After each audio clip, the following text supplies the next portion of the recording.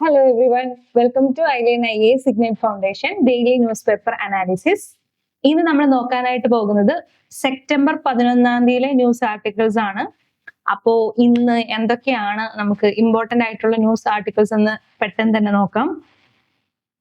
First of all നമുക്ക് ഒരു opinion ആണ് നമ്മൾ നോക്കാനായിട്ട് പോകുന്നത്. ഇന്ത്യ ചൈന റിലേറ്റഡ് ഇന്നലെ കഴിഞ്ഞ ക്ലാസ്സിൽ ഞാനൊരു ഇത് സംസാരിച്ചിരുന്നു. അതിന് മുമ്പത്തെ ക്ലാസ്സുകളിലൊക്കെ നമ്മൾ ചൈന ഇന്ത്യ റിലേഷൻഷിപ്പിനെ കുറിച്ചൊക്കെ സംസാരിച്ചിരുന്നു. ദെൻ അഗെയിൻ വീണ്ടും ചൈന ഇന്ത്യ റിലേഷൻസിനെ കുറിച്ചൊരു ഒപ്പീനിയൻ വരുന്നുണ്ട്. അത് നമ്മൾ നോക്കുന്നുണ്ട്. അത് കഴിഞ്ഞിട്ട് നമ്മുടെ സയൻസിൽ നമ്മുടെ ഹിമാലയൻ റീജിയൻസിൽ ഫ്ലഡുകൾ വളരെയധികം വരുന്നുണ്ട്. അതുപോലെ തന്നെ ഡിസാസ്റ്റേഴ്സ് വളരെ കൂടുന്നുണ്ട്. അപ്പോൾ അതിനെക്കുറിച്ചൊരു സയൻസിലൊരു പേജ് വന്നിട്ടുണ്ട്, നമ്മൾ അത് നോക്കുന്നുണ്ട്. ദെൻ എഡിറ്റോറിയലില് നമ്മുടെ ഖത്തറില് ഇസ്രയേൽ ഒരു അറ്റാക്ക് നടത്തിയിരുന്നു. അപ്പോൾ അതിനെക്കുറിച്ച് നമുക്ക് നോക്കാനുണ്ട്. ദെൻ ഇന്നലത്തെ ഡാറ്റ പോയിന്റ് ആണ്, അതിനകത്ത് റെയർ എർത്ത് മിനറൽസിനെ കുറിച്ചൊരു ഡാറ്റ പോയിന്റ് വന്നിട്ടുണ്ട്. അപ്പൊ അതിനകത്ത് കുറച്ച് പോയിന്റ്സ് നമുക്ക് നോക്കാനുണ്ട്. അതുപോലെ തന്നെ നമ്മളൊരു മലേറിയ വാക്സിൻ ഡെവലപ്പ് ചെയ്തിട്ടുണ്ട്, അതിനെ കുറിച്ച് വരുന്നുണ്ട്. അതുപോലെ തന്നെ fully literate state Himachal Pradesh ഈ അടുത്ത് ഫുള്ളി ലിറ്ററേറ്റ് സ്റ്റേറ്റ് ആയിട്ടുണ്ട്. അപ്പൊ അതിനെ കുറിച്ച് നോക്കണം.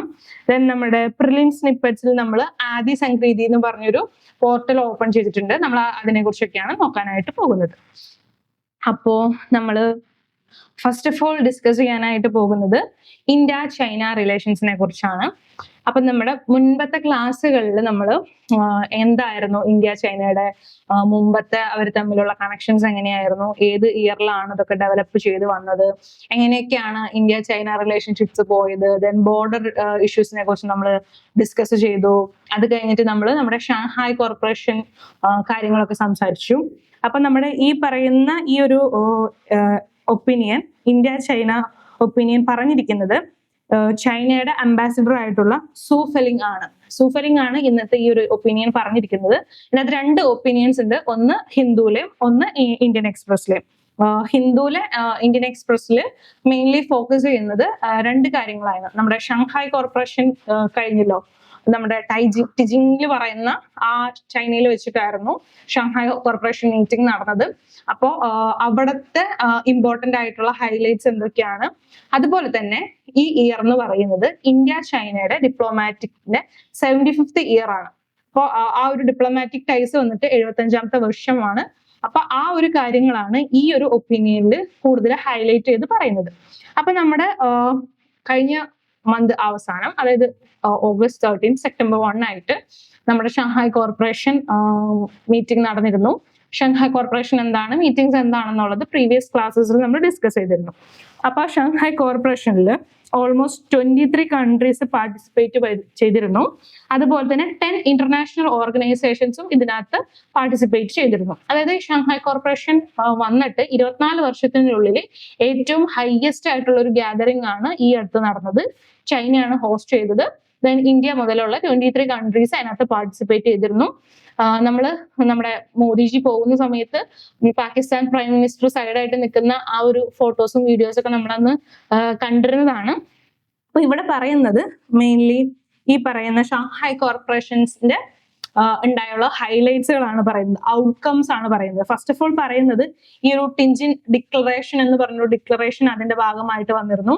അതിനകത്ത് പറഞ്ഞിരുന്നത് mainly creation of 4 security centres ഇതിന്റെ ഭാഗമായിട്ട് ഷാങ്ഹായ് കോർപ്പറേഷന്റെ ഈ ഒരു ഔട്ട്കം ആയിട്ട് 4 സെന്റേഴ്സ് ഫോം ചെയ്യാനായിട്ട് തീരുമാനിച്ചു. അതിനകത്ത് വരുന്നത് എന്ന് പറഞ്ഞു കഴിഞ്ഞാൽ centre for countering security challenges and threats, അതുപോലെ തന്നെ SCO anti drug centre and അതുപോലെ തന്നെ ഒരു SCO ഡെവലപ്മെന്റ് ബാങ്ക്. അങ്ങനെ ഒരു 4 സെന്റേഴ്സ് ഉണ്ട്. അതിനകത്ത് ആന്റി ഡ്രഗ് സെന്ററും അതുപോലെ തന്നെ കൗണ്ടറിങ് സെക്യൂരിറ്റി ചലഞ്ചസിന് വേണ്ടിയിട്ട് ഒരു സെന്ററും ഡെവലപ്പ് ചെയ്യണം. അതുപോലെ തന്നെ SCO ഡെവലപ്മെന്റ് ബാങ്ക് ഡെവലപ്പ് ചെയ്യണമെന്നാണ് അവർ ഒരു തീരുമാനം എടുത്തിരുന്നത്. ദെൻ നെക്സ്റ്റ് അവിടെ ആ ഒരു സബ്മിറ്റിന്റെ ഫോക്കസ് എന്ന് പറയുന്നത് ചൈന ഒരു 3 ഏരിയയിൽ ഫോക്കസ് ചെയ്തിട്ട് പറഞ്ഞു. അതായത് ആ ഒരു ഏരിയയിലെ corporation for next decades, mainly energy, അതുപോലെ തന്നെ പീസ്, ഈ പറയുന്ന കാര്യങ്ങളെ റിലേറ്റഡ് ആയിട്ടുള്ളൊരു ഫോർമേഷൻ ആണ് അവിടെ ഡിസ്കസ് ചെയ്തത്.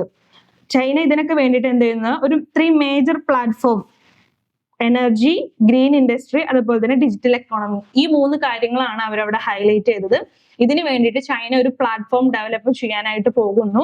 ആ ഒരു മേഖലയിൽ ചൈന നല്ല രീതിയിലുള്ള ഒരു കോർപ്പറേഷൻ ഉണ്ടാവും എന്ന് ഈ പറയുന്ന ടീച്ചിങ് ഡിക്ലറേഷനിൽ പറഞ്ഞിരുന്നു. എന്തൊക്കെയായിരുന്നു? എനർജി, ഗ്രീൻ ഇൻഡസ്ട്രി, അതുപോലെ തന്നെ ഡിജിറ്റൽ എക്കോണമി. ദെൻ ഇവിടെ ഇവര് പറഞ്ഞിരിക്കുന്നതെന്ന് പറഞ്ഞാൽ ഈ ഇനിഷ്യേറ്റീവ്സ് എല്ലാം തന്നെ ഈ SCOയിലുള്ള എല്ലാ മെമ്പേഴ്സിനും എന്താണ്? Open to all members state, providing organisation with new opportunities and empowering regional for sustainable development എന്നുള്ള കാര്യങ്ങൾ ഈ ഒരു ടെൻജിങ് ഡിക്ലറേഷനിൽ എടുത്തു പറഞ്ഞിരുന്നു. Then global governance initiative calling for adherence to sovereign equality, അതുപോലെ തന്നെ international rule of law, practising multilateralism, അങ്ങനെ എല്ലാ രീതിയിലുള്ള കണക്ഷൻസിനെ കുറിച്ചുമാണ് കൂടുതൽ അതിനകത്ത് ഡിസ്കസ് ചെയ്തത്. ദെൻ ഈ SCOയിൽ എടുത്തു പറഞ്ഞിട്ടുള്ള ഒരു കാര്യം എന്ന് പറയുന്നത് ഇന്ത്യയുടെ കാര്യമാണ്. അതായത് അതിനകത്ത് സിൻസ് 2017 ഇന്ത്യ SCOയിൽ ജോയിൻ ചെയ്യുന്നത്. അന്ന് മുതൽ നല്ല രീതിയിൽ ഒരു കോർപ്പറേഷൻ ചെയ്യുന്ന നല്ലൊരു അലൈ ആയിട്ടാണ് ഇന്ത്യ എന്ന് ചൈന ആ ഒരു SCOയിൽ പറയുന്നുണ്ടായിരുന്നു. India has played an important role in advancing SCO's development. China deeply appreciated mister Modi's and India's full support for China's SCO presidency. അതായത് നമ്മുടെ ഇന്ത്യനെ മോദിനെയൊക്കെ ഒന്ന് ചെറിയ രീതിയിൽ ആ ഒരു SCOയിൽ ചൈന പൊക്കിയിട്ടുണ്ടായിരുന്നു. അപ്പൊ അതാണ് ഫസ്റ്റ് പാർട്ടിൽ ഇവർ പറയുന്നത്. ദെൻ സെക്കൻഡ് പാർട്ടിൽ പറയുന്നത് ഇന്ത്യ ചൈനയുടെ 75th ആനിവേഴ്സറി ഓഫ് പാർട്ട്ണർഷിപ്പിനെ കുറിച്ചാണ് പറഞ്ഞത്. ഡിപ്ലോമസി വന്നിട്ട് 75ാമത്തെ ഇയർ ആണ്. അപ്പോൾ അവിടെ നമ്മൾ ചൈന തമ്മിൽ പ്രശ്നങ്ങളൊക്കെ ഉണ്ടായിരുന്നു. ഇപ്പോ നമ്മുടെ താരിഫ് ഇഷ്യൂസ് ഒക്കെ പറഞ്ഞ് പ്രശ്നങ്ങളൊക്കെ ഉണ്ടായ സമയത്ത് വീണ്ടും ഇന്ത്യ ചൈന നല്ല റിലേഷൻസിലാണ് പോകുന്നത്. അപ്പോൾ ഈ ഒരു റിലേഷൻഷിപ്പിനെ ചൈനീസ് പ്രസിഡന്റ് കാണുന്നത്, അദ്ദേഹം പറയുന്നത് അത് ചൈനയ്ക്ക് നല്ല രീതിയിൽ ഒരു ബെനിഫിറ്റ് ആണ് ഇന്ത്യ വരുന്നതും, അതുപോലെ തന്നെ ഇന്ത്യക്ക് നൈബറിംഗ് സ്റ്റേറ്റുമായിട്ടുള്ള ഒരു റിലേഷൻഷിപ്പ് ബിൽഡ് ചെയ്ത് കൊണ്ടുപോകുക എന്ന് പറയുന്നത് ഇന്ത്യയെ സംബന്ധിച്ചോളം നല്ലതാണെന്നുള്ള കാര്യം കൂടി അവിടെ എടുത്തു പറയുന്നുണ്ട്.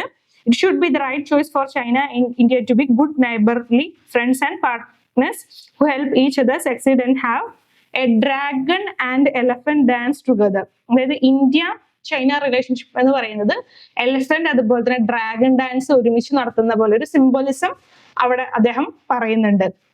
ദെൻ അവിടെ എടുത്തു പറയുന്നത് ഇന്ത്യ ആയിട്ടുള്ള കോർപ്പറേഷൻസ് കൂട്ടാനായിട്ട് ചൈനയ്ക്ക് താല്പര്യമുണ്ട്, കൂടുതൽ നല്ല രീതിയിൽ കൊണ്ടുപോകണം എന്നാണ് ആഗ്രഹിക്കുന്നത്. മെയിൻലി എഡ്യൂക്കേഷൻ, ടെക്നോളജി, അതുപോലെ തന്നെ എക്കണോമിക് തരത്തിലുള്ള എല്ലാ കാര്യത്തിലും ഇന്ത്യയും ചൈന തമ്മിലൊരു വിൻ വിൻ കോർപ്പറേഷനിൽ പോകാനാണ് താല്പര്യമെന്ന് ചൈനീസ് പ്രസിഡന്റ് ഇവിടെ എടുത്ത് പറയുന്നുണ്ട്. നമ്മുടെ നെയ്ബർഷിപ്പ് ഒക്കെ ബെനിഫിറ്റ് ആവുന്ന രീതിയിൽ നല്ല രീതിയിൽ ഡെവലപ്പ് ചെയ്യണം, അങ്ങനെയുള്ള കാര്യങ്ങൾ. ദെൻ ഒരിക്കലും ഈ ഒരു ബൗണ്ടറി ഇഷ്യൂസ് ഒരു ക്ലാഷസിലേക്ക് വരാണ്ട് ഇനിയുള്ള കാലങ്ങളിൽ നല്ല രീതിയിൽ പോകണം എന്നാണ് ഈ ഒരു ഒപ്പീനിയനിൽ പറയുന്നത്. ദെൻ നമുക്ക് രണ്ടാമത് വരുന്നത് ഇന്ത്യൻ എക്സ്പ്രസ്സിൽ നമ്മുടെ ശശി തരൂർ കൊടുത്തിട്ടുള്ള ഒരു ഒപ്പീനിയനാണ്. The return of chin China India. അദ്ദേഹം ഈ ഇന്ത്യ ചൈന ഈ ഒരു റിലേഷൻഷിപ്പിനെ, ഒരു കോർപ്പറേഷനെ ഒരു പോസിറ്റീവ് സൈൻ ആയിട്ടാണ് കാണുന്നത്. കാരണം നമ്മുടെ ഒരു നൈബറിംഗ് കൺട്രി ആണ്. അദ്ദേഹം ഇതിനകത്ത് പറയുന്നതെന്ന് വെച്ച് കഴിഞ്ഞാൽ നമ്മുടെ ഒരു ഫസ്റ്റ് ഓഫ് ഓൾ മുമ്പത്തെ ഈ ഒരു ഇൻട്രൊഡക്ഷൻ കാര്യങ്ങളൊക്കെ തന്നെ പറയുന്നത്. പിന്നീട് അദ്ദേഹം പറയുന്നത് പറഞ്ഞാൽ ഫ്രം നമ്മുടെ ഹിസ്റ്ററിക്ക് നോക്കി കഴിഞ്ഞാൽ ഇന്ത്യ ചൈന റിലേഷൻഷിപ്പ് എന്ന് പറഞ്ഞു കഴിഞ്ഞാൽ അത്ര ബോണ്ട് ഉള്ളതാണ്. കാരണം ഓരോന്നും രണ്ടും കൾച്ചറും അങ്ങോട്ടും ഇങ്ങോട്ടും റൂട്ട് ഇന്റർലിങ്ക് ആയിട്ടുള്ള കൾച്ചേഴ്സ് ആണ്. ഫസ്റ്റ് ഓഫ് ഓൾ ഇവിടെ എടുത്തു പറയുന്നതെന്ന് പറയുന്നത് നമ്മുടെ ഇന്ത്യൻ പിലിഗ്രിംസ്, ഇന്ത്യയുടെ മാനസരോവർ യാത്ര, അത് ചൈനയിലാണ്. അത് ഇന്ത്യക്ക് ഇമ്പോർട്ടന്റ് ആണ്. അതുപോലെ തന്നെ എടുത്തു പറയുന്ന മറ്റൊരു കാര്യം എന്ന് പറയുന്നത് ബുദ്ധിസം എന്ന് പറയുന്ന ആ ഒരു റിലീജിയൻ അത് ഡെവലപ്പ് ചെയ്യുന്നത് ഇന്ത്യയിലാണ്. പക്ഷെ അത് മറ്റു മേഖലകളിലേക്ക് ഹൈ ലെവലിലേക്ക് പോകുന്നതും അത് കുറച്ചുകൂടി ഡെവലപ്പ് ആകുന്നതും ചൈനയിൽ വെച്ചിട്ടാണ്. ദെൻ അതുപോലെ തന്നെ golden road, silk road, which served as continued not only for trade in silk, spice, അതുപോലെ തന്നെ precious stone, but also for cultural and religious എക്സ്ചേഞ്ചിനൊക്കെ കാരണമായിട്ടുണ്ടെന്ന് പറയുന്നു. ദെൻ നമ്മുടെ അർത്ഥശാസ്ത്ര എന്ന് പറയുന്ന ആൻഷ്യൻ ഇന്ത്യൻ ടെക്സ്റ്റിനെ കുറിച്ച് എടുത്തു പറയുന്നുണ്ട്. അത് ചൈനക്കാർക്ക് കുറച്ചുകൂടെ അവയർനെസ്സും ഇന്ററാക്ഷൻസിനും ഒക്കെ കാരണമായി എന്ന് പറയുന്നു. ദെൻ ചൈനീസ് സ്റ്റുഡൻസ് നമ്മുടെ നളന്ദ യൂണിവേഴ്സിറ്റിയിൽ പഠിച്ചിരുന്നു, അതിനെക്കുറിച്ച് പറയുന്നുണ്ട്. അതുപോലെ തന്നെ ബോധിധർമ്മ, ഇന്ത്യൻ മോങ്കായിരുന്ന ബോധിധർമ്മ മാർഷ്യൽ ആർട്സിനെ അവിടേക്ക് കൊണ്ടുപോവുകയും ചൈനയിലേക്ക് കൊണ്ടുപോവുകയും അവിടെ ഷവോലിൻ ടെമ്പിൾ ഇൻ ചൈന ഡെവലപ്പ് ചെയ്യുകയും ചെയ്തു. അപ്പൊ ആ ഒരു കാര്യങ്ങളൊക്കെ പറയുന്നുണ്ട്. ദെൻ നമ്മുടെ ജവഹർലാൽ നെഹ്റുവിന്റെ ടൈമില് ഇന്ത്യയുടെ റിലേഷൻഷിപ്പ് എന്ന് പറയുന്നത് ഇന്ത്യ ചൈന ബായ് ബായ് ആയിരുന്നു. ദെൻ ഹിന്ദി ചീനി ബായ് ബായ് എന്നുള്ളൊരു റിലേഷൻ ഒക്കെ ആയിരുന്നു. അത് കഴിഞ്ഞിട്ട് നമ്മളൊരു 2020 നമ്മുടെ ഗാൽവൻ ക്ലാഷ് വരുന്ന സമയത്ത് എന്തായി, ഇന്ത്യ ചൈന ബൈ ബൈ എന്നുള്ള തരത്തിലുള്ള റിലേഷൻഷിപ്പിലേക്കൊക്കെ എത്തി. അപ്പോൾ ഇനി ഇങ്ങനത്തെ ഉള്ള കാര്യങ്ങൾ ഉണ്ടാവാതെ ഇന്ത്യ ചൈനയില് നല്ലൊരു സ്ട്രോങ് റിലേഷൻഷിപ്പ് ഉണ്ടാവേണ്ടത് അത്യാവശ്യമാണ്. ഇതൊരു നല്ല സ്റ്റെപ്പാണെന്ന് അദ്ദേഹം പറയുന്നു. അദ്ദേഹം എടുത്തു പറയുന്ന ഒരു കാര്യം എന്ന് പറയുന്നത് നമ്മുടെ റയർ എർത്ത് മിനറൽസ്. ചൈന എന്ന് പറയുന്നത് വേൾഡിൽ തന്നെ ഏറ്റവും കൂടുതൽ റയർ എർത്ത് മിനറൽസ് ഡെപ്പോസിറ്റ് ഉള്ള കൺട്രിയാണ്. അപ്പോൾ ഇന്ത്യക്ക് ഡെവലപ്മെന്റ് വേണമെങ്കിൽ, അതായത് ഇന്ത്യയുടെ ടെക്നോളജി അങ്ങനെ എല്ലാ മേഖലകളിലും നമുക്ക് റയർ എർത്ത് മിനറൽസ് ആവശ്യമാണ്. അപ്പോൾ ഇത് നമുക്ക് ചൈനയുടെ സപ്പോർട്ട് ആവശ്യമാണ്. അപ്പൊ ചൈനയുടെ നല്ല രീതിയിലുള്ള സപ്പോർട്ട് ഉണ്ടെന്നുണ്ടെങ്കിൽ നമുക്ക് റയർ എർത്ത് മിനറൽസ് നല്ല രീതിയിൽ കിട്ടുകയും നമ്മൾക്ക് ഡെവലപ്മെന്റിന് പറ്റുകയും ചെയ്യും. അതുകൊണ്ട് ഈ ഒരു കോർപ്പറേഷനെ ഒരു പോസിറ്റീവ് ആയിട്ടാണ് കാണുന്നത് എന്നാണ് ശശി തരൂർ പറയുന്നത്.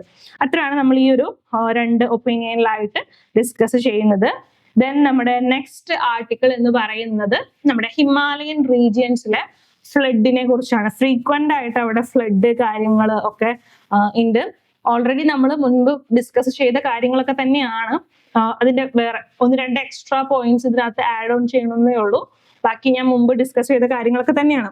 അപ്പൊ നമ്മൾ നോക്കുമ്പോൾ നമ്മുടെ ഹിമാലയൻ റീജിയൻസ് എന്ന് പറയുന്നത് 2013 മുതൽ വളരെയധികം ഫ്ലഡുകൾ വന്നിട്ടുള്ള ഒരു ഏരിയ ആണ്. അതായത് നമ്മുടെ 2013 കേദർനാഥ് ഫ്ലഡ് ഉണ്ടായിരുന്നു. അതുപോലെ തന്നെ ചമോലി ഫ്ലഡ്, അങ്ങനെ കുറെ ഫ്ലഡ് നമ്മൾ കണ്ടു ഈ ഹിമാലയൻ റീജിയനിൽ. അതുപോലെ തന്നെ നമ്മളൊരു ജൂലൈ ഓഗസ്റ്റ് സെപ്റ്റംബർ ഈ 3 മാസങ്ങളുമായിട്ട് നമ്മൾ നോക്കിക്കഴിഞ്ഞാൽ ആ ഒരു റീജിയനിൽ ഫ്രീക്വന്റ് ആയിട്ട് ഫ്ലാഷ് ഫ്ലഡുകൾ, ക്ലൗഡ് ബേസ്റ്റുകൾ, അതുപോലെ തന്നെ നമ്മുടെ ഗ്ലേഷ്യൽ ഫ്ലഡുകൾ എല്ലാം കാണുന്നുണ്ട്. അത് ഹിമാചലിലായിരുന്നു, തന്നെ ഇപ്പൊ പഞ്ചാബിൽ വരെ ലാസ്റ്റ് ഈ പറയുന്ന ഫ്ലഡൊക്കെ നമ്മൾ കാണുന്നുണ്ടായിരുന്നു. അപ്പൊ ഇവിടെ എടുത്തു പറയുന്നത് കാരണം എന്ന് പറയുന്നത് ഈ ഡിസാസ്റ്റേഴ്സ് എല്ലാം നാച്ചുറൽ ഡിസാസ്റ്റേഴ്സ് ആണെന്ന് നമുക്ക് പറയാനായിട്ട് പറ്റില്ല. കാരണം ഒരിക്കലും ഒരു ഡിസാസ്റ്റർ നമുക്ക് നാച്ചുറൽ ഡിസാസ്റ്റർ മാത്രമാണെന്ന് പറയാനായിട്ട് പറ്റില്ല. അതിന്റെ പിന്നിൽ എപ്പോഴും മാൻമെയ്ഡ് ആയിട്ടുള്ള കാരണങ്ങളുണ്ട്. നമ്മൾ അശാസ്ത്രീയമായിട്ട് നമ്മൾ പണിയുന്ന എന്തൊരു കാര്യം, ഈവൻ ഒരു ബിൽഡിംഗ് ആയാൽ പോലും എല്ലാ കാര്യങ്ങളും എന്താണ് ഈ പറയുന്ന ഒരു ഡിസാസ്റ്റേഴ്സിലേക്ക് നമ്മളെ നയിക്കുമെന്ന് എടുത്തു പറയുന്നുണ്ട്. നമ്മുടെ ഹിമാലയനെ കുറിച്ച് നോക്കുകയാണെന്നുണ്ടെങ്കിൽ വേൾഡിൽ തന്നെ എന്താണ് യങ്ങസ്റ്റ് മൗണ്ടെയിൻ ആണ്. അതുപോലെ തന്നെ high energy environment characterised by instability and variability ഉള്ള ഒരു ഏരിയ ആണ് ഹിമാലയൻ എന്ന് പറയുന്നത്.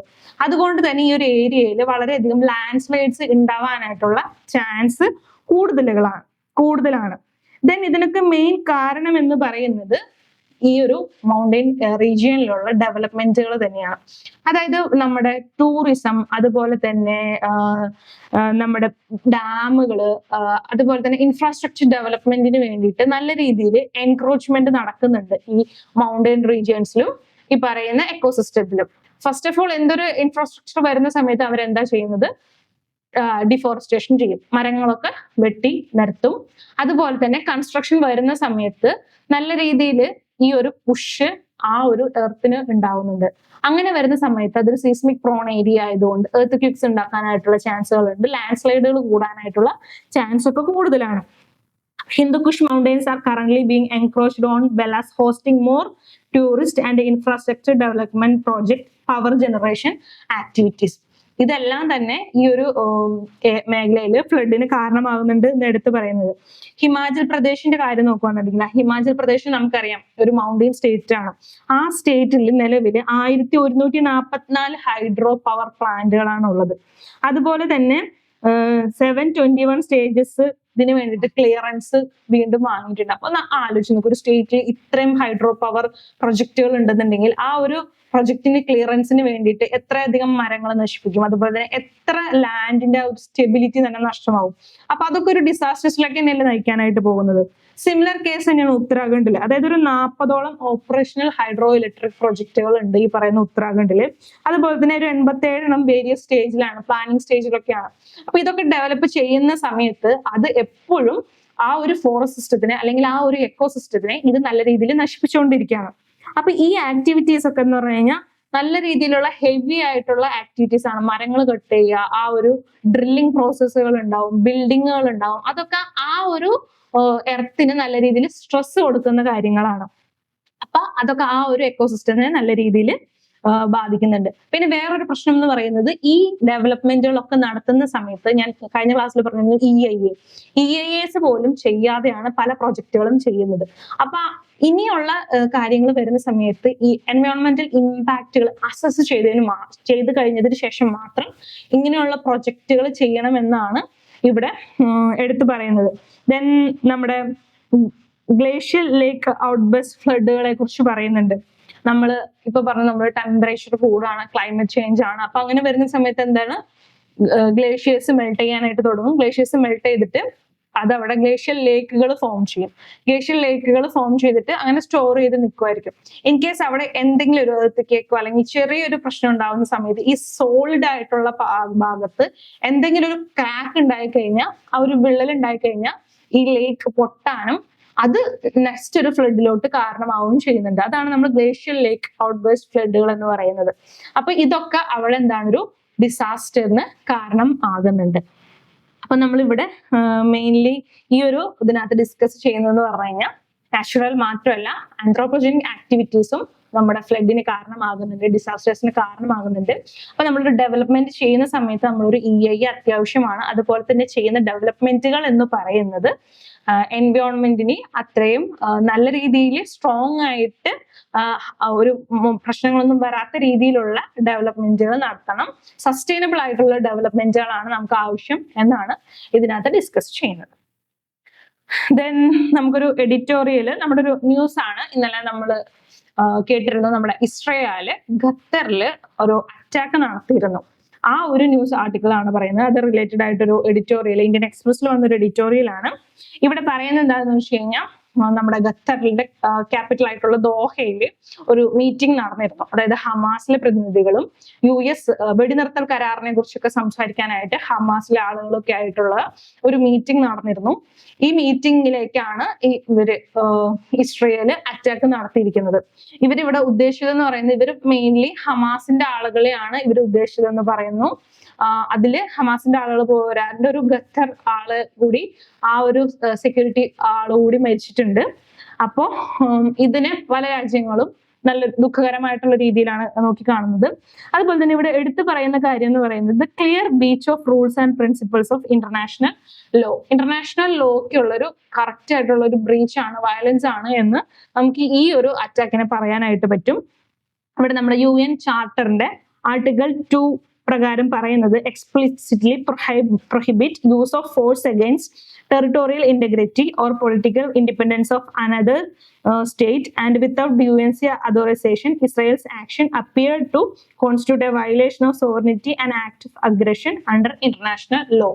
ഇന്റർനാഷണൽ ലോ അതുപോലെ തന്നെ UN ചാർട്ടർ പ്രകാരം പറയുന്നത് ഈ ഒരു അറ്റാക്ക് എന്ന് പറയുന്നത് ഖത്തറിന്റെ സോവറിനിറ്റി അതുപോലെ തന്നെ അവരുടെ ആ ഒരു പവറിനെതിരെ ഉള്ളൊരു വയലേഷൻ ആണ്, ഇന്റർനാഷണൽ ലോയുടെ ഒരു വയലേഷൻ ആയിട്ടാണ് കാണുന്നത്. ഇസ്രായേൽ ആദ്യമായിട്ടല്ല ഇങ്ങനെ ചെയ്യുന്നത്. ഇപ്പൊ പല കൺട്രീസ്, ഈജിപ്ത് റിലേറ്റഡ് അതുപോലെ തന്നെ പല കൺട്രീസിനും എതിരെ ഈ ഇസ്രായേൽ ഈ പ്രശ്നങ്ങൾ നടത്തി, അങ്ങനെ അറ്റാക്ക് നടത്തി. അപ്പൊ ഇതൊരു ഇന്റർനാഷണൽ ലോ ഓഫ് വയലൻസ് ആണ്. ഇതൊരിക്കലും വെച്ചുകൊണ്ട് പോകാനായിട്ട് പറ്റുന്ന കാര്യങ്ങൾ അല്ല എന്നാണ് ഈ ഒരു എഡിറ്റോറിയൽ പറയുന്നത്. അത് നമ്മുടെ ആ ഒരു ഇഷ്യൂന്റെ തന്നെ ന്യൂസ് ആണ്, ഇന്ത്യൻ എക്സ്പ്രസിൽ വന്നിട്ടുള്ള ഒരു ന്യൂസ് ആണ്. ഈ നെതന്യാഹുവിന്റെ ഈ ഒരു പ്രവൃത്തി എന്ന് പറയുന്നതാണ് ഒരു ബാർബാറിസം ആണെന്നാണ് ദോഹയുടെ ഖത്തർ PM പറഞ്ഞിരിക്കുന്നത്. ആ ഒരു ന്യൂസ് ആണ് നമുക്ക് ഇവിടെ ഡിസ്കസ് ചെയ്യുന്നത്. ദെൻ നമുക്ക് ഇന്നലത്തെ ഹിന്ദുവിൽ വന്നിട്ടുള്ളൊരു ഡാറ്റ പോയിന്റ് ആണ്. നമ്മുടെ ചൈന, നമ്മുടെ ഫസ്റ്റ് ആർട്ടിക്കിളിൽ പറഞ്ഞിരുന്നു റയർ എർത്ത് മിനറൽസിന്റെ കാര്യങ്ങൾ. അപ്പൊ ആ ഒരു റിലേറ്റഡ് ആയിട്ടുള്ളൊരു ഡാറ്റ പോയിന്റ് ആണ്. China digs on rare earth commands global market. China എന്ന് പറയുന്നത് എന്താണ്, വേൾഡിലെ തന്നെ ലാർജസ്റ്റ് റയർ എർത്തിന്റെ പ്രൊഡ്യൂസർ ആണ്. അവർ ഓവർ 60% ഓഫ് ഗ്ലോബൽ പ്രൊഡക്ഷൻ ചൈനയിലാണ് നടക്കുന്നത് എന്നാണ് പറയുന്നത്.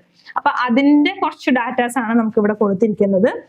അവിടെ നമ്മൾ പറയുന്നത് വെച്ച് കഴിഞ്ഞാൽ റയർ എർത്ത് മിനറൽസ്, അവിടെ ലൈറ്റ് 17 മെറ്റൽസ് ഉണ്ട്. അതിനകത്ത് light rare earth minerals example ആയിട്ടുള്ള ലന്താനം, സ്വീറിയം, സമാരിയം, യൂറോപ്പിയം, അതുപോലെ തന്നെ ഹെവി റയർ എർത്ത് മിനറൽസ് ആയിട്ടുള്ള ഗഡോലിയം, ടെർബിയം, ദെൻ എറിബിയം, അങ്ങനെ എല്ലാം ഈ ഒരു ലിസ്റ്റിൽ ഇൻക്ലൂഡ് ചെയ്യുന്നുണ്ട്.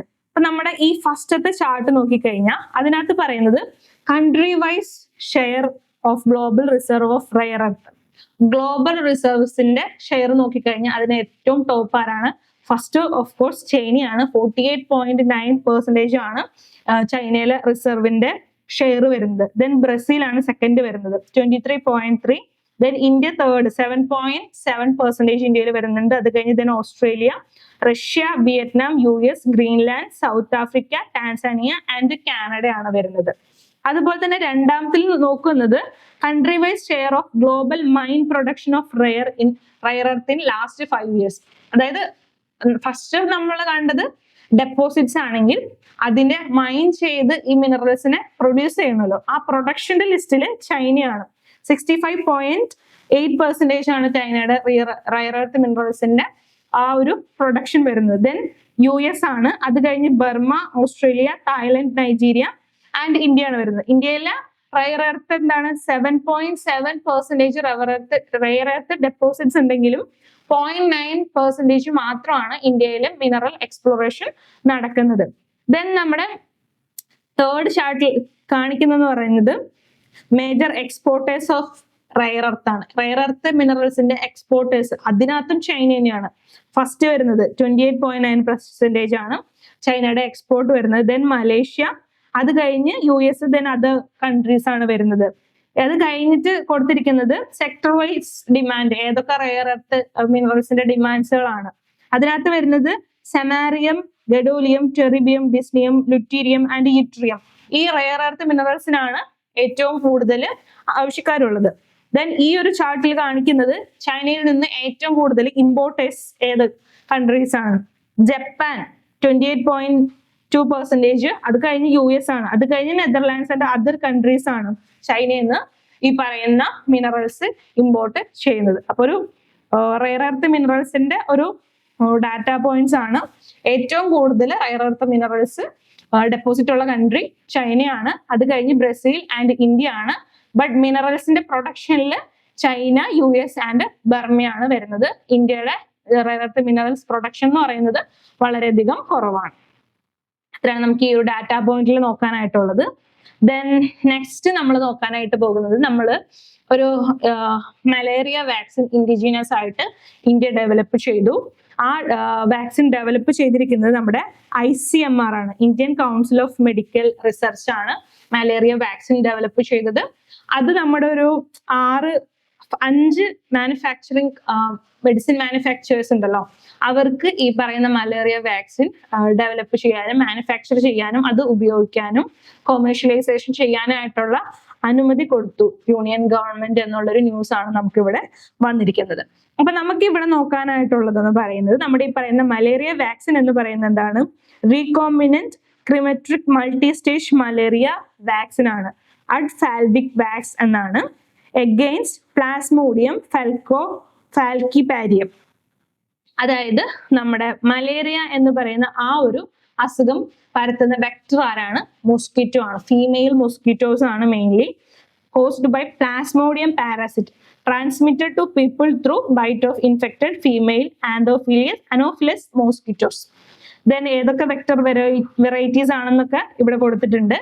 ദെൻ മലേറിയ വരുന്ന സമയത്തുള്ള സിംറ്റംസ് എന്ന് പറയുന്നത് mainly headache, ഫാറ്റിക്, nausea, muscle pain, chills, അതുപോലെ തന്നെ ഫീവർ കാര്യങ്ങളൊക്കെയാണ്. അപ്പൊ മലേറിയ വാക്സിൻ എന്ന് പറയുന്നത് ഇപ്പോൾ ഡെവലപ്പ് ചെയ്തിരിക്കുന്ന മലേറിയ വാക്സിൻ നമ്മുടെ പ്ലാസ്മോഡിയം ഫാൽഷിപാരിയം എന്ന് പറയുന്ന വെക്ടറിനെതിരെ ആയിട്ടുള്ള മലേറിയ വാക്സിൻ ആണ്. വാക്സിന്റെ പേര് അഡ്ഫാൽക്കി വാക്സ് എന്നാണ്. നമ്മൾ ഒരു 5 ഫേംസിന് അനുമതി കൊടുത്തിട്ടുണ്ടെന്ന് പറഞ്ഞല്ലോ. അപ്പൊ അവർ ഡെവലപ്പ് ചെയ്യുന്ന സമയത്ത് വാക്സിൻസിന്റെ പേരുകൾ മാറാനായിട്ട് ചാൻസ് ഉണ്ട്. ദെൻ നമ്മൾ മലേറിയയുടെ കേസ് എടുത്ത് നോക്കുകയാണെന്നുണ്ടെങ്കിൽ ഇന്ത്യയില് വേൾഡില് തന്നെ ഗ്ലോബലി 1.4% കേസസ് നമ്മുടെ ഇന്ത്യയിൽ വരുന്നുണ്ട്. അപ്പോൾ അങ്ങനെ വരുന്ന സമയത്ത് മലേറിയ വാക്സിൻ ഡെവലപ്പ് ചെയ്യുക എന്ന് പറയുന്നത് ഇന്ത്യ പോലെയുള്ള ഒരു കൺട്രിയിൽ അത്രയും ഇമ്പോർട്ടന്റ് ആയിട്ടുള്ള ഒരു കാര്യമാണ്. ദെൻ നമുക്ക് നെക്സ്റ്റ് ഡിസ്കസ് ചെയ്യാനായിട്ട് പോകുന്നത് ഇന്ത്യൻ എക്സ്പ്രസ്സിൽ വന്നിട്ടുള്ളൊരു എക്സ്പ്ലെയിൻ ആണ് അബൌട്ട് ഫുള്ളി ലിറ്ററേറ്റ് സ്റ്റേറ്റ്. നമ്മുടെ പൂർണ്ണ സാക്ഷരതാനെ കുറിച്ചിട്ടുള്ളൊരു ന്യൂസ് ആർട്ടിക്കിൾസ് ആണ്. അതായത് നമ്മുടെ ഹിമാചൽ പ്രദേശിന് ഈ അടുത്ത് 5ാമത്തെ ഫുള്ളി ലിറ്ററേറ്റ് സ്റ്റേറ്റ് എന്ന് പറഞ്ഞ പദവി ലഭിച്ചു. അപ്പൊ എന്താണ് ഈ ഫുൾ ലിറ്ററസി അല്ലെങ്കിൽ ഫുൾ ലിറ്ററസി സ്റ്റേറ്റ് എന്നൊക്കെ നമുക്ക് നോക്കാം. നമ്മുടെ 5ാമതാണ് ഹിമാചൽ പ്രദേശിന് ഫുൾ ലിറ്ററസി ഇത് കിട്ടുന്നത്. After Goa, Ladakh, Mizoram and Tripura. Then 5th വരുന്നത് ഹിമാചൽ പ്രദേശ് ആണ്. അപ്പൊ അതിന്റെ പെർസെന്റേജ് ഒക്കെ കൊടുത്തിട്ടുണ്ട്. ആ ഒരു പെർസെന്റേജിൽ നോക്കിക്കഴിഞ്ഞാൽ ഹിമാചലിന്റെ ക്ലെയിം എന്ന് പറയുന്നത് 99.3 ആണ്, ഗോവയ്ക്ക് 99.72, മിസോറാം 98.2%, ത്രിപുര 95.6 ആൻഡ് ലഡാക്ക് 97% ആണ്. അപ്പൊ 100% ഇല്ലാതെ നമുക്ക് ഇതിനെ ഫുള്ളി ലിറ്ററേറ്റ് സ്റ്റേജ് എന്ന് പറയാനായിട്ട് പറ്റും. അതാണ് ഇവിടെ എക്സ്പ്ലെയിനിൽ പറയുന്നത്. നമ്മുടെ മിനിസ്ട്രി ഓഫ് എഡ്യൂക്കേഷൻ ആണ് ഈ ലിറ്ററസി സ്റ്റേറ്റ് ഒക്കെ പറയുന്നത്. അപ്പൊ അവര് ഇതിനൊരു ഡെഫിനിഷൻ കൊടുത്തിട്ടുണ്ട്. അതായത് it defines fully literacy as achieving 95% literacy in state or UTs. നമ്മുടെ സ്റ്റേറ്റ് ഓർ യൂട്ടിയിലെ 95% ലിറ്ററസി ഉണ്ടെന്നുണ്ടെങ്കിൽ ആ സ്റ്റേറ്റിന് നമ്മൾ എന്താണ് ഫുള്ളി ലിറ്ററേറ്റ് സ്റ്റേറ്റ് എന്ന് പറയും. State or UTs whatever it is 95% literacy ഉണ്ടെന്നുണ്ടെങ്കിൽ അതിനെ നമ്മൾ ഫുള്ളി ലിറ്ററേറ്റ് സ്റ്റേറ്റ് എന്ന് പറയും. അപ്പോൾ എങ്ങനെയാണ് ഇത് നോക്കുന്നത്? എന്തൊക്കെ പാരാമീറ്റേഴ്സ് ആണ് ഇവിടെ നോക്കുന്നത്? The ability to read, write and compute with comprehension, അതുപോലെ തന്നെ identify, understand, interpret and create along with critical life skills such as digital literacy, financial literacy etcetera. അതായത് ഒരു മലയാളത്തിലാണെങ്കിൽ ഏതൊരു ലാംഗ്വേജിലാണെങ്കിലും ആ ഒരു ലാംഗ്വേജിൽ എഴുതാനും വായിക്കാനും ഒരു പാരഗ്രാഫ് തന്നു കഴിഞ്ഞാൽ അത് മനസ്സിലാക്കാനായിട്ടുള്ള കഴിവ് ആൾക്കുണ്ടോ, അത് ഇന്റർപ്രറ്റ് ചെയ്യാനായിട്ട് പറ്റുമോ എന്നുള്ള കാര്യങ്ങളാണ് നോക്കുന്നത്. പണ്ട് ഇത്തരം കാര്യങ്ങളാണ് നോക്കിയിരുന്നത്. ബട്ട് ഇപ്പോ നമ്മൾ ഡിജിറ്റൽ യുഗം ആയതുകൊണ്ട് തന്നെ അയാൾക്കൊരു ചെക്ക് എഴുതാനോ അല്ലെങ്കിൽ ഒരു പേയ്മെന്റ് ചെയ്യാനോ അങ്ങനെയുള്ള ഡിജിറ്റൽ കാര്യങ്ങൾ കൂടി ഈ ലിറ്ററസിയിൽ ഉൾപ്പെടുന്നുണ്ട്. അതുപോലെ തന്നെ ഡിജിറ്റൽ ലിറ്ററസി മാത്രമല്ല ഫിനാൻഷ്യൽ ലിറ്ററസിയും ഉൾപ്പെടുന്നുണ്ട്. അതായത് ഒരു ചെക്ക് എഴുതാൻ പറ്റും, ബാങ്കിൽ പോയിട്ട് പൈസ എടുക്കാനായിട്ട് പറ്റും എന്നുള്ള കാര്യങ്ങൾ കൂടി ഇതിനകത്ത് ഇൻക്ലൂഡ് ചെയ്യുന്നുണ്ട്. അപ്പൊ ഇവിടെ വരുന്ന ഒരു ഗവൺമെന്റ് പ്രോഗ്രാം ആണ് ഉല്ലാസ് എന്ന് പറയുന്നത്. Understanding life long learning for all in society. അതിനാണ് ULLAS എന്ന് പറയുന്നത്. ഈ പ്രോഗ്രാം ലോഞ്ച് ചെയ്യുന്നത് നമ്മൾ 2022 aim to achieve 100% literacy by 2030. 2030 ആകുമ്പോഴത്തേക്കും 100% ലിറ്ററസി ഇന്ത്യയിൽ എല്ലാവർക്കും ലഭിക്കാന്നുള്ള ഇത് വേണ്ടിയിട്ടാണ് നമ്മൾ ULAS ഉല്ലാസ് എന്ന് പറയുന്ന ആ ഒരു സ്കീം ഡെവലപ്പ് ചെയ്യുന്നത്. ഇറ്റ്സ് എ പാർട്ട് ഓഫ് നമ്മുടെ സസ്റ്റൈനബിൾ ഡെവലപ്മെന്റ് ഗോൾ. 2030 ആകുമ്പോഴത്തേക്കും അച്ചീവ് ചെയ്യുന്ന സസ്റ്റൈനബിൾ ഡെവലപ്മെന്റ് ഗോളിന്റെ ഭാഗമായിട്ടാണ് ഇതും ഡെവലപ്പ് ചെയ്തിരുന്നത്. ഇത് നമ്മുടെ നാഷണൽ എഡ്യൂക്കേഷൻ പോളിസിയുടെ പാർട്ടാണ് ഈ ഒരു സ്കീം എന്ന് പറയുന്നത്. ദെൻ എങ്ങനെയാണ് ആളുകൾക്ക് ഈ ലിറ്ററസി അച്ചീവ് ചെയ്യാനായിട്ട് പറ്റുന്നത്, അല്ലെങ്കിൽ ഉല്ലാസം എങ്ങനെയാണ് അച്ചീവ് ചെയ്യാനായിട്ട് പറ്റുന്നത്? അത് മെയിൻലി അഡൾട്ടേഴ്സ്, അതായത് ഇപ്പോ സ്കൂളിൽ പോകുന്ന കുട്ടികൾക്ക് എഡ്യൂക്കേഷൻ ഉണ്ട്. ചില ആളുകളുണ്ട് സ്കൂളിൽ പോകാൻ പറ്റാത്ത ആളുകൾ, 15 വയസ്സ്, അതായത് ഒരു 3ാം ക്ലാസ്സിൽ പഠിക്കുന്ന ഒരു കുട്ടിക്ക് അറിയാവുന്ന രീതിയിൽ അവരെ എഡ്യൂക്കേറ്റ് ചെയ്യുക എന്നുള്ളതാണ്. അത് സ്കൂളുകളിൽ പോകാനായിട്ട് പറ്റിയിട്ടില്ലാത്ത ആളുകൾക്ക് ഈ ഒരു എഡ്യൂക്കേഷൻ കൊടുക്കുക എന്നുള്ളതാണ് ഈ പറയുന്ന ഉല്ലാസ് പ്രോഗ്രാം കൊണ്ട് ഉദ്ദേശിക്കുന്നത്. Adults learn are taught basic reading, writing, അതുപോലെ തന്നെ മാത്സ്, ബേസിക് ആയിട്ടുള്ള കണക്ക് കൂട്ടാൻ, കുറയ്ക്കാൻ, അങ്ങനെയുള്ള മൾട്ടിപ്ലിക്കേഷൻ, സബ്ട്രാക്ഷൻ. അതായത് ഒരു കുട്ടി 3ാം ക്ലാസ്സിൽ പഠിക്കുന്ന കാര്യങ്ങൾ ഇതുവരെയായിട്ട് 15 വയസ്സായിട്ടും സ്കൂളൊന്നും പോകാൻ പറ്റാത്ത ആളുകളെ പഠിപ്പിച്ച് അവരെ ലിറ്ററേറ്റ് ആക്കുന്ന പ്രോഗ്രാമാണ് ഈ പറയുന്ന ഉല്ലാസ് എന്ന് പറയുന്നത്. അതിനകത്ത് എങ്ങനെയാന്ന് വെച്ച് കഴിഞ്ഞാൽ എങ്ങനെ ടൈം മെഷർ ചെയ്യാം, സമയം കാൽക്കുലേറ്റ് ചെയ്യാം, അതുപോലെ തന്നെ കലണ്ടേഴ്സ് എങ്ങനെ യൂസ് ചെയ്യാം, അതുപോലെ തന്നെ കറൻസി നോട്ടുകൾ എങ്ങനെ ഉപയോഗിക്കാം, ചെക്ക് എങ്ങനെ എഴുതാം, അതുപോലെ തന്നെ സേഫ്റ്റി ആയിട്ട് ഡിജിറ്റൽ ട്രാൻസാക്ഷൻസ് ചെയ്യാം. ഈ കാര്യങ്ങളൊക്കെ ഇവിടെ പഠിപ്പിക്കുന്നുണ്ട്. അതുപോലെ തന്നെ ഈ ഒരു കാര്യം ചെയ്യുന്നത് may be through mobile applications ആവാം, അല്ലെങ്കിൽ ഓഫ്ലൈൻ ആയിട്ടും പഠിപ്പിക്കുന്നുണ്ട്. ഇതൊക്കെ കഴിഞ്ഞിട്ട് അവർക്കൊരു ടെസ്റ്റ് കണ്ടക്ട് ചെയ്യും. Functional literacy numeracy assessment test എന്ന് പറയുന്ന FLNAT ആ ഒരു ടെസ്റ്റ് കണ്ടക്ട് ചെയ്ത് അത് പാസ്സായാലാണ് അവിടെ ലിറ്ററസി ഫുള്ളി അച്ചീവ് ചെയ്തെന്ന് നമുക്ക് പറയാനായിട്ട് പറ്റും. ഇത് എങ്ങനെയാണ് ആ ഒരു ആളുകൾ എങ്ങനെയാണ് പഠിപ്പുണ്ടോ കഴിവുണ്ടോ എന്നുള്ള കാര്യങ്ങളൊക്കെ എങ്ങനെയാ അറിയാം? അതിന് ഡോർ ടു ഡോർ സർവീസ് നടത്തിയിട്ടാണ് ഓരോ വീടുകളിലും പോയിട്ട് ആളുകൾ പഠിപ്പുണ്ടോ കാര്യങ്ങളുണ്ടോ എന്നുള്ള കാര്യങ്ങൾ അന്വേഷിച്ച് ഇല്ലാത്ത ആളുകൾക്ക് അതിനുള്ള എഡ്യൂക്കേഷൻസ് കൊടുത്തിട്ടാണ് നമ്മൾ ഒരു സ്റ്റേറ്റ് ഫുള്ളി ലിറ്ററസി സ്റ്റേറ്റ് ആയിട്ട് മാറുന്നത്. ദെൻ ഇവിടെ കുറച്ച് സ്കീമുകൾ കൊടുത്തിട്ടുണ്ട്. നമ്മൾ ഈ പറയുന്ന ലിറ്ററസി സ്കീമിന് വേണ്ടിയിട്ട് 1950s മുതൽ നമ്മൾ സ്കീമുകൾ ഡെവലപ്പ് ചെയ്തിട്ടുണ്ട്. അപ്പൊ അങ്ങനെയുള്ള കുറച്ച് സ്കീമുകളാണ് 1960 to 70 സെൻട്രൽ അതിന് വേണ്ടിയിട്ട് പ്രോഗ്രാംസ് കൊണ്ടുവന്നു. മെയിൻലി ഫോർ വുമൻസ് ആൻഡ് ഫാമേഴ്സിനാണ് ഇവിടെ നോക്കിയിരുന്നത്. ദെൻ അത് കഴിഞ്ഞിട്ട് 1988 to 2009 വരെ ഉണ്ടായിരുന്ന പ്രോഗ്രാം എന്ന് പറയുന്നത് നാഷണൽ ലിറ്ററസി മിഷൻ ആണ്. ദെൻ അത് കഴിഞ്ഞിട്ട് 1978 തൊട്ട് വന്നത് നാഷണൽ അഡൾട്ട് എഡ്യൂക്കേഷൻ പ്രോഗ്രാം വന്നു. അത് കഴിഞ്ഞിട്ട് 2009 തൊട്ട് 2018 വരെ ഉണ്ടായിരുന്നത് ലിറ്ററേറ്റ് ഇന്ത്യ, അതായത് സാക്ഷരത ഭാരത് എന്ന് പറയുന്ന മിഷൻ ആയിരുന്നു. അപ്പോ ഈ ഒരു കാര്യമാണ് നമ്മൾ ഈ ഒരു ഇതിനകത്ത് ഡിസ്കസ് ചെയ്യുന്നത്. എന്താണ് ഫുള്ളി ലിറ്ററേറ്റ് സ്റ്റേറ്റ്, അതുപോലെ തന്നെ എങ്ങനെയാണ് ഫുള്ളി ലിറ്ററേറ്റ് സ്റ്റേറ്റ് എന്ന് പറയുന്നത്, അതിന്റെ ഡെഫിനിഷൻ എന്താണ്, അങ്ങനത്തെ കാര്യങ്ങളാണ് നമ്മളിവിടെ നോക്കുന്നത്. ദെൻ നമ്മുടെ ലാസ്റ്റ് ടോപ്പിക് എന്ന് പറയുന്നത് ഒരു പ്രിലിംസ് ടോപ്പിക് ആണ്. പ്രിലിംസ് സ്നിപ്പറ്റ്സിൽ വരുന്നതാണ്. ഇന്നലെ നമ്മുടെ വേൾഡിൽ തന്നെ ആദ്യത്തെ tribal university, digital tribal university നമ്മൾ ഇനോഗ്രേറ്റ് ചെയ്തു, ലോഞ്ച് ചെയ്തു. അതിന്റെ പേരാണ് ആദി സംസ്കൃതി എന്ന് പറയുന്നത്. ആദി സംസ്കൃതി എന്ന് പറയുന്ന ഒരു ഡിജിറ്റൽ യൂണിവേഴ്സിറ്റി, ട്രൈബൽ യൂണിവേഴ്സിറ്റി നമ്മൾ ഇന്നലെ ലോഞ്ച് ചെയ്തത് എവിടെയാണ്? ഭാരത് മണ്ഡപം, ന്യൂഡൽഹിയിലാണ്. Beta version of Adi Sanskrit ഇതാണ് നമ്മൾ ലോഞ്ച് ചെയ്തത്. ലോഞ്ച് ചെയ്യുന്ന മിനിസ്ട്രി എന്ന് പറയുന്നതാണ് ട്രൈബൽ അഫയേഴ്സ് മിനിസ്ട്രി ആണ്. ദെൻ ഇതിന് ഈ ഒരു പ്ലാറ്റ്ഫോമിന് 3 പാർട്ട് ഉണ്ട്. ഫസ്റ്റ് ഓഫ് ഓൾ എന്ന് പറയുന്നത് ആദി വിശ്വവിദ്യാലയ എന്ന് പറയുന്ന ഒരു പ്ലാറ്റ്ഫോമാണ്. അത് for digital tribal art academy ആണ് ആദി വിശ്വവിദ്യാലയ എന്ന് പറയുന്നത്. ഒരു ഓൺലൈൻ കോഴ്സ് ആണ്. നമുക്ക് അതുവഴി ട്രൈബൽ ഡാൻസ്, ആർട്ട്, ക്രാഫ്റ്റ് കാര്യങ്ങളൊക്കെ പഠിക്കാനായിട്ട് പറ്റും. ദെൻ രണ്ടാമത് വരുന്നത് ആദി സമ്പദയാണ്, സോഷ്യോ കൾച്ചറൽ റെപ്പോസിറ്ററി ആണ്. അവിടെ digital knowledge repository for tribal heritage and knowledge. ട്രൈബലിന്റെ കുറെ അറിവുകൾ ഉണ്ടല്ലോ, ആയുർവേദ മരുന്ന് പോലെയുള്ള അങ്ങനെയുള്ള ആ ഒരു അറിവുകൾക്ക് കാര്യങ്ങൾ ഷെയർ ചെയ്യാൻ വേണ്ടിയിട്ടാണ് ആദി സമ്പദ. ദെൻ അത് കഴിഞ്ഞിട്ട് ആദി ഹട്ട് എന്ന് പറയുന്നത് ഡിജിറ്റൽ മാർക്കറ്റ് പ്ലേസ് ആണ് ആദി ഹട്ട് എന്ന് പറയുന്നത്. E commerce four tribal product, authentic, direct and empowering. ഈ ട്രൈബൽ ആയിട്ടുള്ള പ്രൊഡക്റ്റുകളൊക്കെ നമുക്ക് ഓൺലൈനായിട്ട് വാങ്ങാനൊക്കെ ആയിട്ട് പറ്റും. അതിന് വേണ്ടിയിട്ട് കൊണ്ടുവന്നിട്ടുള്ളതാണ്. അപ്പോൾ ട്രൈബൽ ഡിജിറ്റൽ യൂണിവേഴ്സിറ്റി വേൾഡിൽ തന്നെ ആദ്യമായിട്ട് ലോഞ്ച് ചെയ്യുന്നത് ഇന്ത്യയാണ്. അതാണ് ആദി സംസ്കൃതി എന്ന് പറയുന്നത്. അതിന് 3 പാർട്ടാണുള്ളത്: ആദി വിശ്വവിദ്യാലയ, ആദി സമ്പദ, അതുപോലെ തന്നെ ആദി ഹട്ട് എന്ന് പറയുന്നത്.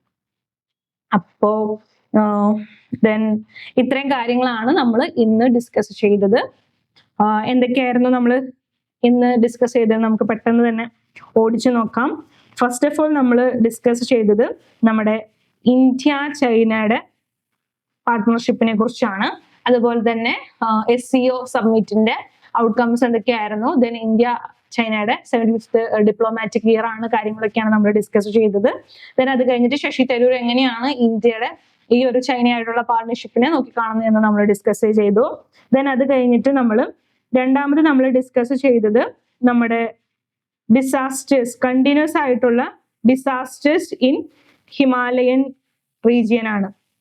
അപ്പൊ അതിന്റെ കാരണങ്ങൾ എന്തൊക്കെയാണ്, ഇത് എങ്ങനെയൊക്കെയാണ് ഇന്ത്യനെ അഫക്ട് ചെയ്യുന്നത്, കാര്യങ്ങൾ ഹിമാലയൻ റീജിയൻ ഇത് എങ്ങനെയാണ് അഫക്ട് ചെയ്യുന്നത്, എന്തുകൊണ്ടാണ് ഹിമാലയൻ റീജിയൻ ഇത് കൂടുതൽ പ്രോൺ ആവുന്നുള്ള കാര്യങ്ങളാണ് നമ്മൾ ഡിസ്കസ് ചെയ്തത്.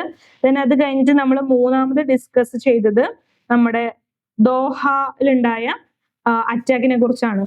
നമ്മുടെ ഇസ്രായേൽ ദോഹയിൽ, ഖത്തറിൽ ഒരു അറ്റാക്ക് നടത്തിയായിരുന്നു, അതിനെ കുറിച്ചാണ് നമ്മൾ ഡിസ്കസ് ചെയ്തത്.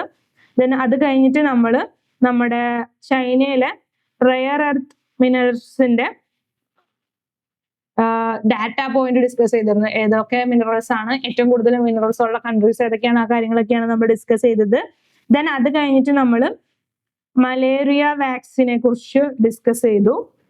മലേറിയ അസുഖത്തിനെ കുറിച്ച് നമ്മൾ കാര്യങ്ങൾ പറഞ്ഞിരുന്നു. ദെൻ അത് കഴിഞ്ഞിട്ട് നമ്മൾ ഒരു ഫുള്ളി ലിറ്ററേറ്റ് സ്റ്റേറ്റ് എന്താണെന്ന് പറഞ്ഞു. ഏതൊക്കെയാണ് ഫുള്ളി ലിറ്ററേറ്റ് ആയിട്ടുള്ള സ്റ്റേറ്റുകൾ എന്നൊക്കെ നമ്മൾ പറഞ്ഞു.